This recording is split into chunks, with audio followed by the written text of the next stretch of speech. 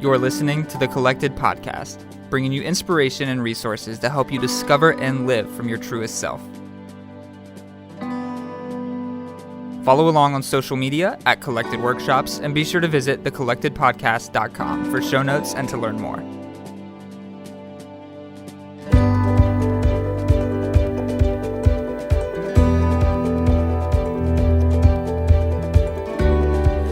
Welcome to episode 18 of the Collected Podcast. My name is Michaela Hooper. I'm Tia McNelly. And I am Jessica Biondo. Happy Valentine's Day, or as I like to say, Happy Love Day. We love love. Love. Sometimes. No, we do. We do. The love. Oh, sing it. Except right. it's The Lion King. You guys know how I banned The Lion King Yeah, I know. on Safari in Kenya?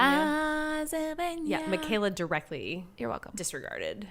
Actually, I never sang one song from You The Lion didn't. King. I think we Thanks. did throw some Hakuna Matata Did we? I into don't our remember. Safari. Yeah. Anywho. So guys, get ready. Yeah, Because yeah. what you've just heard a glimpse of is what you're in for the next 30 minutes. Because today we're changing things up. Yep. And we do not have a guest. We have a special holiday Valentine edition for you. But this is also a sneak peek at what is available to you on Patreon. Yes. If you become a patron at Patreon/The Collected Podcast, you will gain access to all kinds of unfiltered, unedited content from the three of us and our guests. Yes. So please, please, please go on over to Patreon and take a peek at what's happening at Patreon, patreon.com/The Collected Podcast. Thanks, Tia. You bet. So what we're going to do today is we have taken some listener questions. Thank you, listeners. Thank you. And we are going to answer them to the best of our ability. We do not claim to be experts. No. We have two single ladies And a married woman. and a married woman. Mm-hmm. And these questions span a variety of relational topics. Yep. And we're just And I'm gonna also give going you to some throw, thoughts. we're going to throw in stuff that maybe people didn't ask, but we feel like we want to say. Yeah. Yeah. So we don't actually know where this is going.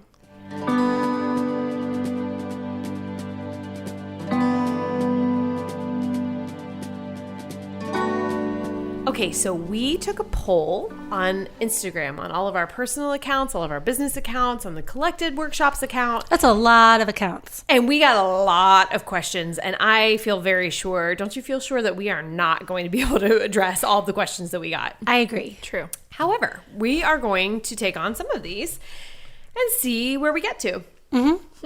And if we don't get to yours today, we apologize. But well, we might have to do another cut for the Patreon page where There we you answer go. more. Yep. All right, girls, where do you want to start? Pick one. Gosh. How can I love selflessly in a healthy way? Dang. This is hard because it's so individual of what is healthy for Yes, you. How are exactly. you personally healthy? And then being able to love out of that. Yes. And so how do you become emotionally and spiritually healthy? That's the question. Oh, that's an easy one. Yeah. And Thanks, listeners. No, I'm Okay, just next kidding. question. No, we'll see you next week. No, seriously, I think the key to this is being willing to become self-aware. And Exactly. self-awareness can very, very easily spiral into something that's unhealthy. But if you are seeking the Lord to reveal your true self, to reveal to you any hidden motives, anything in you that doesn't glorify Him, that is ultimately going to bring about health. Yeah. Yeah. So And I think the key word here is love selflessly in a healthy way. Because I think in a lot of my relationships that have become unhealthy, for me personally, it's become unhealthy in the name of selflessness. Yeah. Where I'm like, well, I'm being selfless, but it's in a way that is manipulative almost. Of like, well, if I continue to pour out and be selfless, then they can't leave me because they need me. Yeah, or like because I'm giving so much, it's like Right. and then you can kind of use that as Right. a power play. Yeah.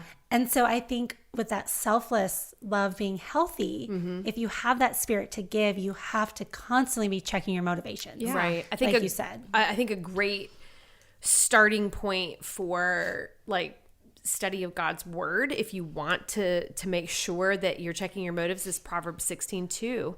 It says, all of a person's ways seem pure to them, but motives are weighed by the Lord. So the Lord can see what is in your subconscious. The Lord knows what's truly going on in your heart and mind, and your motives behind the way that you are, quote unquote, you can't see my air quotes, loving selflessly. Michaela, what do you think? Do you have any thoughts on that? I was just thinking, I think we have to actually like in that then ask the Lord, how can I love this person that I value and that I'm in relationship with? And asking, like spending time asking the Lord, give me wisdom, show me how to love this person in the way that you would love them, or you would want to love them through me. Because ultimately there's going to be times where you may even ask that question. You may be like, oh yeah, like I would love them like this, but that actually might not be the way that the Lord would love them through us. And so I think that that's actually like, I found that to be really powerful. Yeah.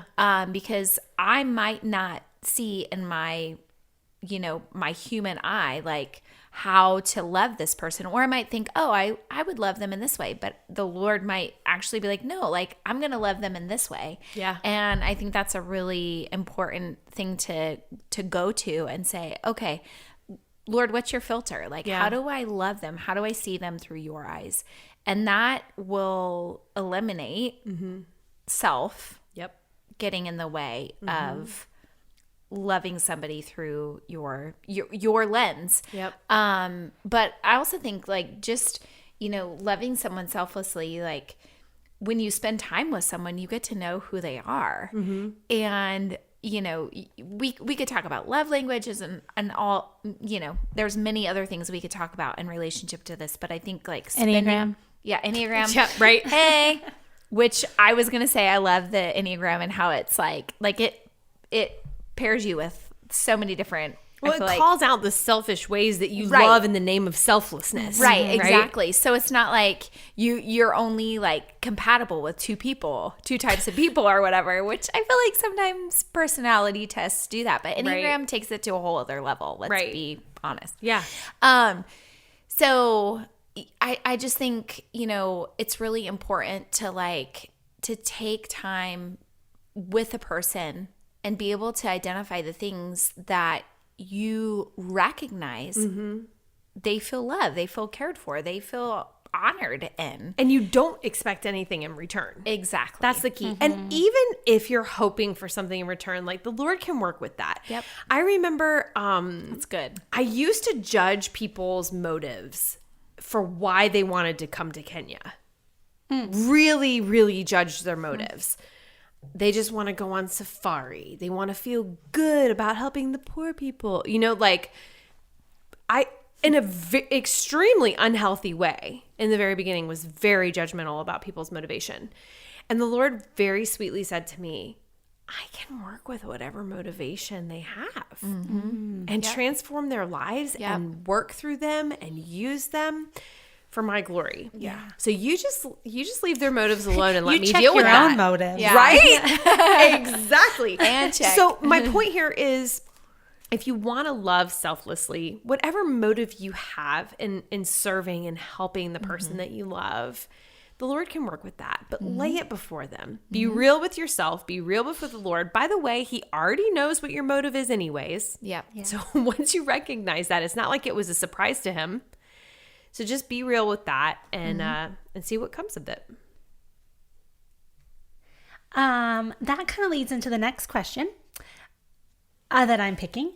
Pick it. Because if you are, if you have children, then loving selflessly, is a whole nother ball game. I feel like it takes it to a whole nother level when children depend on you. Yeah. But if you're also married, then there's still the spousal relationship. Sure. So this question is, how do you maintain the spark in a season of young littles and not let those littles get all of your selfless Oh love? my gosh, that's a great question. It That's really a really is. good question. And Tia, we're going to bat that to you. The married woman with children. Hey. Okay, so I actually do have some practical stuff here because my husband and I, we've been married for 14 years, and we started our marriage with a toddler, and then we had another baby soon after we were married. So like we jumped straight into having littles with zero time to work on our own relationship without children in the mix.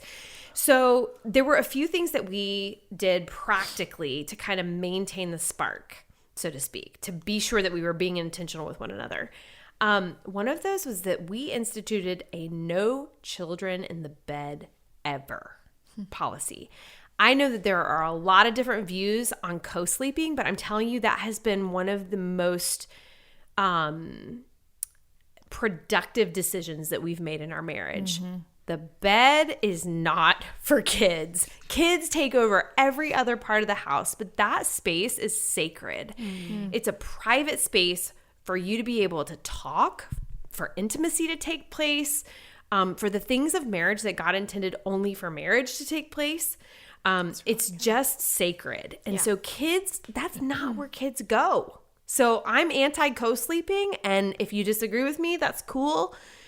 But that has really been super productive for my husband and I. And I would say if someone disagrees with you, then maybe carve out another space that is kid-free. Okay, so we have another option there. So something else that we instituted when our kids were little. Now, my kids are 12 and 16.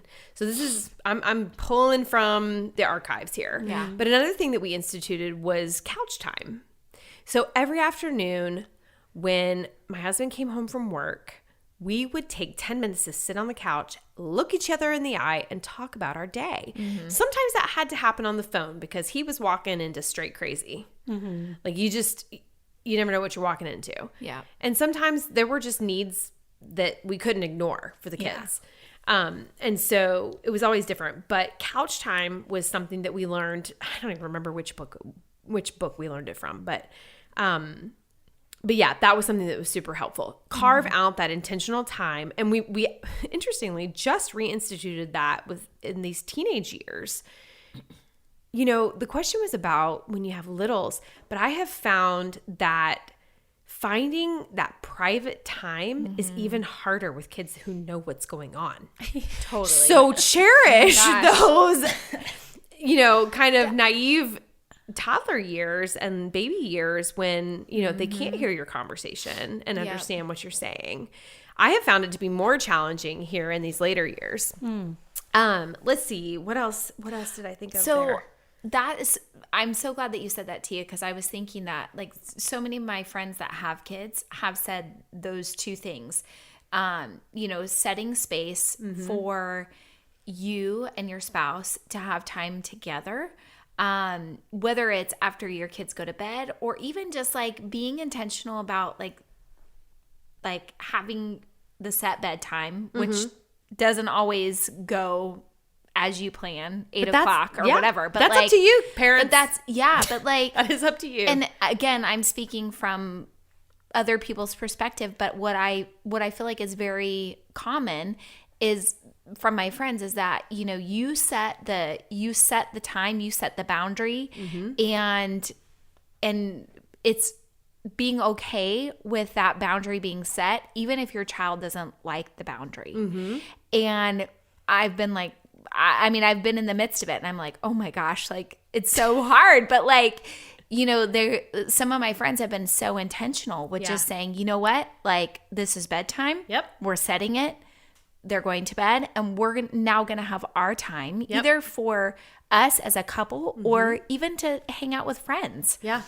And then as they get older, like you said, there's this time where it's like, okay, nope, we're going to set this time again. Yeah. And we're going to be intentional with it. And I think that's really like, that's a powerful thing, and not in a bad way, but just being like, you know what, like we're setting this boundary, Yeah. and we need to be okay with that, because what comes from it Yes. is intimacy, Yes. is connection between you and your spouse, or with friendships, which Yeah. are really important for you as a couple to Yes. thrive. Absolutely.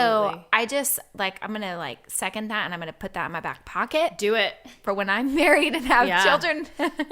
You know, it's like, Here's the other thing too. So what we did with this is a Joel and Tia McNelly original. This is our idea. I'm patenting it. I love this. Yeah. After we put our kids to bed at 7:30 and no later, no exceptions, do not get your butt out of bed.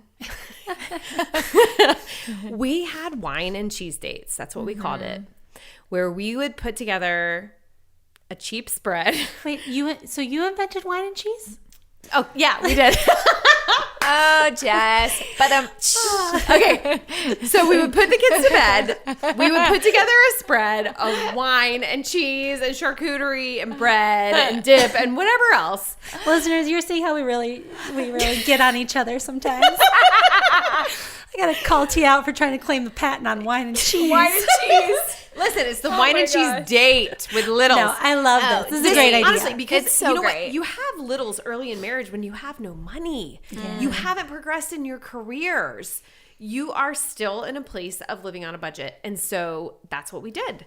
We put the kids to bed. We ate dinner at home together. We lit candles. We set the table. We sat together and we enjoyed that time as if we were on a date, but we were in our living room. Yeah. So that was an idea. Another budget date idea. IKEA, you guys, free childcare, 1 hour. Go get your free coffee. Totally. Put your kids in Smallland and enjoy that as a date and treat it like a date. Go Even find if a cozy living room. right? Even if you can't afford to buy a single thing. Keep it clean. Keep it clean. Keep it clean In public. IKEA. Stay out of the bed section. Yeah, so those are my thoughts on how to keep the spark alive. You have to put intention behind it. Yeah. Yes, you're exhausted, but let me tell you guys, the challenges just keep coming. So, yes, it's a season, but the new challenges come. So, you have to stay creative and you have to stay really intentional. Very good. Pick another one. All right. How do you know if a friendship is codependent? Ooh, that's good. This is a great question. So, I mean, my initial reaction is if you are going to that person to fill a need in your life. Yeah. Because, I mean, relationships fill need. Like, we need people. We need relationships on a healthy level. Yeah. But when it becomes like you're just lonely, and that's the person you always go to because they take away your loneliness, then you're not meeting each other in a place of health and like mutual independence where I don't know, Where this you can concept- support each other from Yeah. a place of health. Right. And Yeah. because this concept of like, I need you, you complete me. If you think that person completes you, there is some, that's codependency. Yeah, I think that there were some like serious warning signs of codependency. And to me, they stick out as like guilt, shame, blame, and control. Yeah. If you are seeing a pattern of these things in your relationship with anyone, Yeah. whether that's a friendship, a romantic relationship, I was just going to say that. Friendship Yeah. or relationship. yeah, Like, anywhere Because there's this is talking about a friendship Yes. being codependent. Yeah. yeah, And a I think- platonic relationship. Yeah. And I think it becomes more than just a friendship and it slips into that codependency too when one or both parties are pouring so much out and like going so deep with and not having the bounds of that relationship. And I'm talking more in like a male-female friendship where you're like pouring out your heart, but there's no security of a commitment. Yeah. And I think that can start to border on health because you don't need to put yourself out there to meet other people if a relationship was what you're looking for because you're getting all your needs met in this person who's not committing to you. Yeah. Yeah. That brings up something interesting for me. I'm just going to throw it out there and get the single lady's thoughts on this. I have always kind of been of the opinion, and especially as a married woman now, that male-female friendships are kind of a myth. That there's not necessarily a healthy male-female friendship where there are not thoughts of romance or intimacy on someone's part. Like if you're single and you're super good friends with someone of the opposite sex, you're thinking, is this going to develop into something? Right? And so I would especially caution married people, like, I'm not going to have a friendship with a man. A one-on-one. A one-on-one friendship yeah. with a man outside the context of my marriage. Yeah. And I know that we can get super legalistic about that, and that's not what I'm getting at. I'm being real. That friendships between men and women are complicated and probably, I'm just going to stop there. They're complicated. Yeah.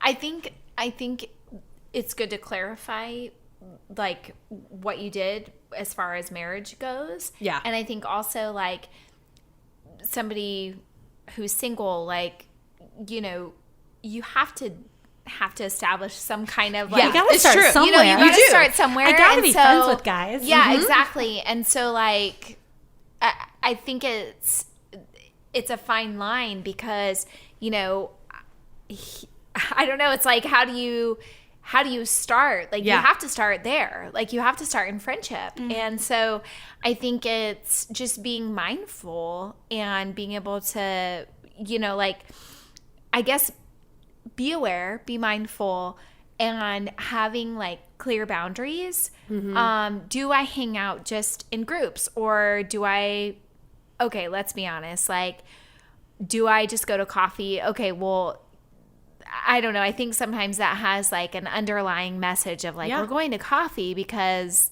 We're trying to see if maybe there's we're anything trying here. to see if something's here. Yeah. But at the same time, I also think, and again, it's a fine line. I think sometimes going to coffee, there may be no motivation. And this is my perspective again. There may be no motivation other than just to connect with somebody. Sure. And neither In of a you have healthy thought- way. in a healthy way. Yeah. And Sure. neither of you have thought like, oh, this is somebody I want to be in a relationship with. But more just like, oh, like they're a great person and I would like to connect with them more. But I'm just, And- I guess what I'm saying is I wonder if in one person or the other's mind, they're wondering if there could be something more. Maybe. And You know? eventually, yeah. Yeah. Like maybe that comes over time, or maybe that time of coffee or whatever, dinner, whatever, like that then sparks that sense of like, oh, maybe there could be more. But I don't know. I don't go into every like interaction with a guy thinking, oh, Could this be the one? could this be the one? Like I And that's where you're healthy. yeah. And that's why it can work to have those friendships. I'm not always looking at their hand. Is that a ring on their finger? But is that honest? Okay, I'm going to get really real here. Yes, do okay, it. girls, Get because real. you're single, you are of the age where you want to be married, you want to be having kids. So Yeah. let's be really honest. We're headed into those geriatric pregnancy Oh my years. gosh. What, What in is the with the world? number of Come on, 34, my mom was ladies? 38 when she had Why me. do they call it that? Okay. It's advanced maternal Okay, age. so what are we getting honest with? What Tia? I'm talking about here is seriously, if you find an attractive guy who seems to be generally nice and Yeah. probably loves Jesus, seriously, you're not looking at his hand to see if he has a ring. Oh, I know yeah. I was. No, I always No. look. So, right. Okay, Yeah. so let's be But that's that what I'm saying. doesn't mean I want to be in a relationship. Right. with But him. is he available? No, but that's what I'm saying about the male-female relationship is that there's always going to be that question of like, could this be more? And I think a true friendship could form if you both answer either yes or no. Right. You know, either one of those. 'Cause it's like as long as you're on the same page. Right. And if the answer is no and you're both honest about that and you're not crossing any physical boundaries, there's no physical aspect of your relationship. Right. But you grab coffee every once in a while. Right. And you're not pouring out your deepest secrets. Right. You're just sharing stories. You're investing in a human, Right, who engaging in happens to be a relationship. male. It's Sure. like, in theory, I think it can work. Is it true that often one person's on a different page. Yes. Yeah. And I think that's where you have to be so honest with any relationship and be authentic. And Yes. if you start to feel those things, be like, hey, we've been friends for a while. I'm wondering. I've kind of thought, like, we get along. What do you think about it? Have those conversations and feel the freedom to do that. Yeah. And does that also change like with time and with age? Like in college, in my 20s, I was like, I didn't always look at a guy's hand to see if they were married or not. And I don't even feel like I necessarily do that now. Like, I don't know. Does that change with time or experience or like perspective? I don't know. I just think like,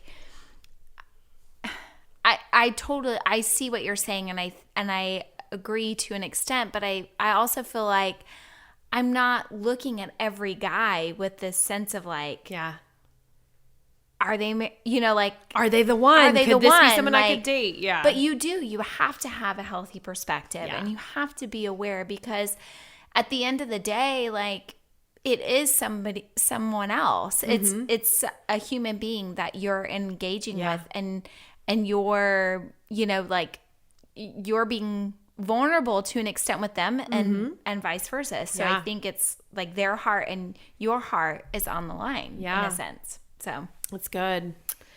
It's very interesting to me, and I don't know what the answer to this is. Like, maybe we need to bring on someone who has some thoughts, but why are there so many incredible single women like the two of you, Jess and Michaela, who are like so ready to meet a man and be single married? guys. There are single incredible men. single guys. Single men. What is Yeah. that? But the question from the reader was, how the heck do you find a guy? Right? How do you find decent guys, and don't tell me at church? Yeah. Yeah. Which is, I mean, I laughed, I felt that when I read it. But there are amazing guys out there. And like, They are. I've dated incredible guys. Yes. Yeah. They just weren't the right one for me. And it's like, I don't know how, you can't make it happen. Like, you got to put yourself out there. You can't be sitting at home unless you want to marry the postman. Like, It's good. I mean, because he's the one who comes to your door. It's true. Yeah, true. But You never know. You don't. But one incredible resource that I want to recommend that changed my whole perspective on dating was How to Find a Date Worth Keeping by Henry Cloud. Stop it.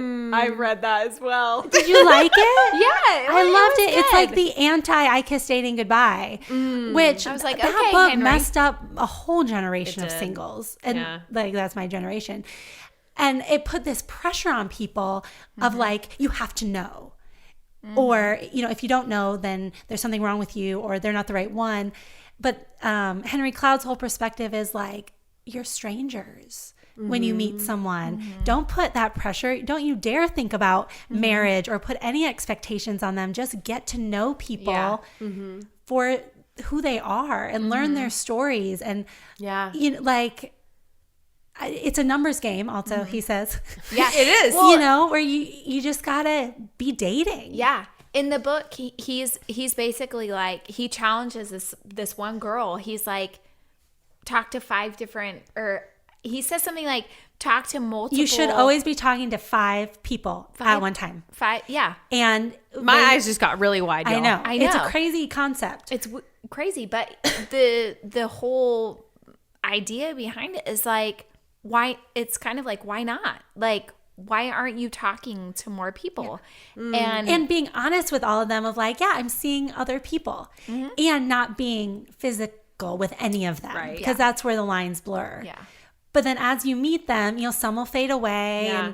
And the theory is that eventually, like, they'll all fade away except the one that's right. Right. Yeah. And he said, do not commit in a committed relationship until you've known them for 6 months. Wow. Which, Oh, I broke that rule.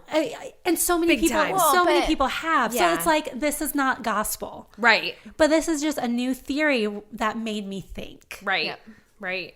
Yeah. So something you said was interesting to me, and it's something I want to hit on for sure. you said that when things get physical, it blurs the lines. You guys, I feel like we have to address the fact that the enemy is at all out war on sexuality. Yeah. And okay, it's getting PG-13 for a second. So if you're in the car with your kids, I need you to just like pause it and come back in a minute, or have them put their little headphones on and watch their movie, whatever you need to do.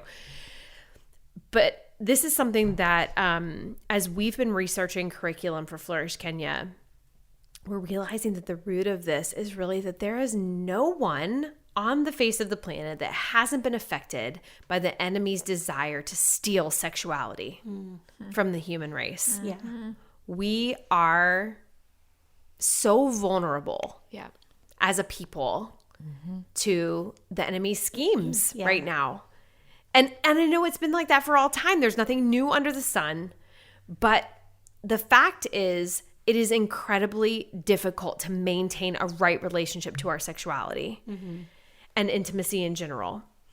And so I would just, anyone who has either faced any kind of abuse or inappropriate interaction sexually, or maybe you very willingly engaged in behaviors that now you are regretful about, or that didn't glorify God, or you set off those chemical reactions in your brain outside the beautiful covenant of marriage through engaging in sexual activity before you were married.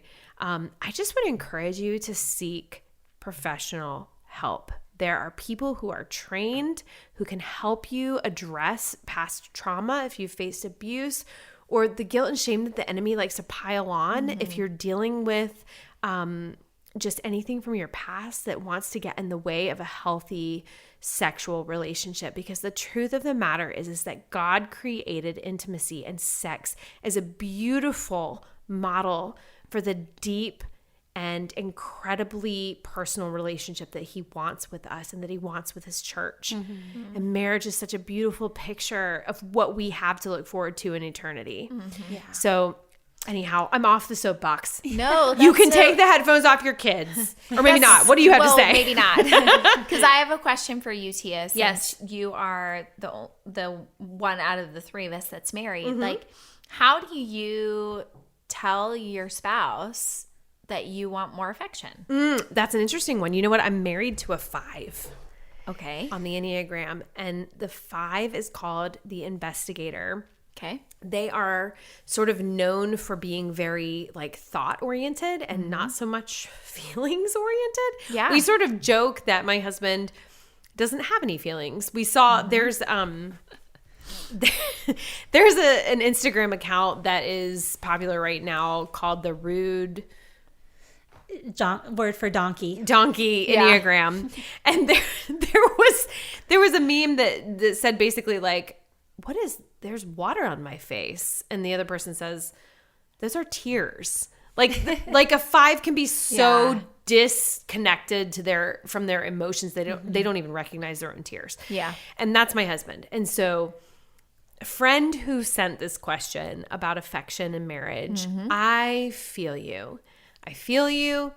But here's the thing. If you're longing for affection, the affection your spouse can give will never satisfy. You have to look for your Savior's affection. That's good. And recognize it and receive it, which is not simple. That's something that can only be done by the work of the Holy Spirit. So just recognize that your spouse is not responsible for fulfilling all your needs. That's just not reality.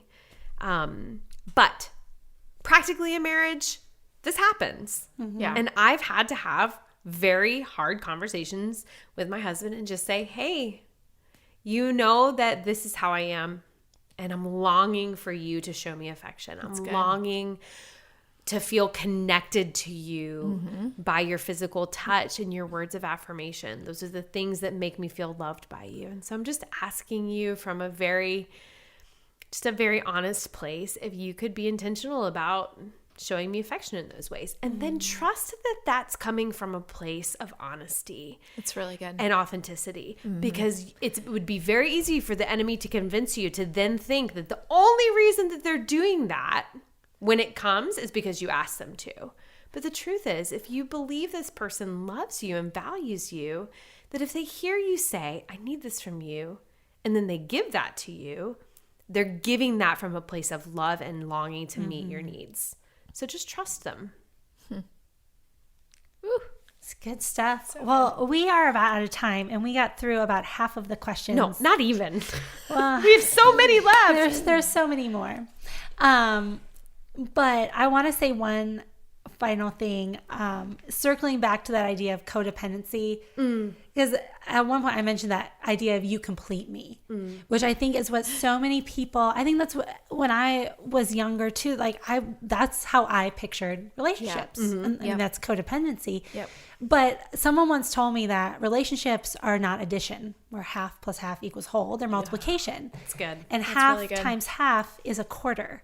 So if you go in thinking someone's going to complete you, you're just going to pull from each other and end up feeling less than you were without the relationship. That's serious math. Yeah, I'm throwing some math at you. But if you come in 1 and 1 as two whole, complete, healthy people who are rooted in their own identities and know who they are, 1 times 1 is 1. Yeah. So the two become 1 Yeah. through, so relationships are multiplication. That's amazing. Isn't that great? That is amazing. Thanks, y'all. I can't claim, I don't remember. That was probably. You don't have the patent on math? I don't have the patent on math. But I think that. Wine and cheese, bath. We've got it covered. We got it covered. Anything else? We have all the patents. I think that whole concept, though, was in the Henry Cloud book that I mentioned earlier. yeah. That's his thing. I'm going to patent Happy Love Day. No, I'm just kidding. I have some other marriage resources that I definitely want to throw at you guys, which we will put in the show notes. But Francis and Lisa Chan's book, You and Me Forever. You guys, if there's one marriage book that you ever read, let it be that one. I also love the book Love and Respect. I was just going to say that. Yes, because that is fundamental. confirmation. However, like the longer I'm married, the more I recognize that, like, yes, that's biblical, but that's not necessarily the answer to everything. Right. Yep. A proper view of God's sovereignty and an understanding of our role as cultivators of the kingdom, I think, is really important to add to that concept of love and respect. I'm also reading a new book right now called Emptied. So I'll let you guys know, but it's by Jonathan and Winter. Forgot their last name. It's Tony Evans' niece, Winter Pitts. Pitts is their last name. And she died the day that book went to the publisher. Wow. Oh, gosh. And so, yeah, and it's just, it's what I've read so far is incredible. So be on the lookout for that. Wow. And I'll add some more to the resources. Amazing. Sounds good. Yeah. Thank you, listeners, for your contributions to this interview. Yes. Just sending your questions and even being vulnerable in the questions that you sent. Like, it was powerful. Yeah. So, And we would love to incorporate more things like this to connect with you, even in our normal episodes at the end. Maybe answer a question. If there are questions you have just in a normal week, not just about relationships, but about anything we talk about. We are like, our heart is to connect with you and interact with you and start to get to know you. Yeah. that's good. So, feel free to DM us anytime. Yep. Slip into our DMs. Happy Love Day.